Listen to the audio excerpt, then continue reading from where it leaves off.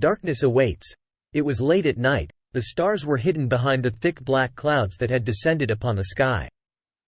I was alone, walking down a dirt road with nothing but the faint light of the moon to guide me. As I walked, I felt a chill run up my spine and my heart began to race. I had been warned never to venture out at night, but here I was, with no choice but to go on. The darkness seemed to be growing deeper as I walked on, and the air became heavy with a strange scent.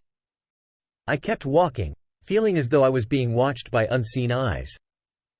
Suddenly, a low whisper echoed through the air, and I stopped in my tracks.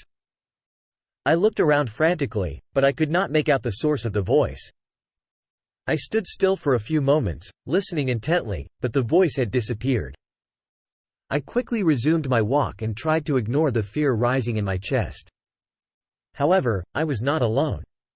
As I continued to walk, I noticed shadows creeping out from the thicket of trees on the side of the road.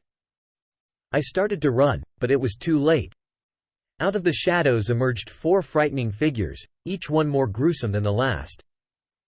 Their eyes were glowing red, their skin was pale, and they were all wearing long black robes. I froze in terror as they slowly advanced towards me. One of them, who seemed to be the leader, spoke in a deep, threatening voice. "This is the end of your journey, mortal. Welcome to your doom." The figures took turns torturing me with their dark magic, until I was nothing more than a broken shell. As I lay there, I wondered what horrible fate awaited me in the afterlife. Then, the leader stepped forward and said, "Your soul will be ours now. We will send you to a place where true darkness awaits." At that, I felt a cold chill run down my spine, and the last thing I saw before I succumbed to unconsciousness was the cruel smile on the leader's face.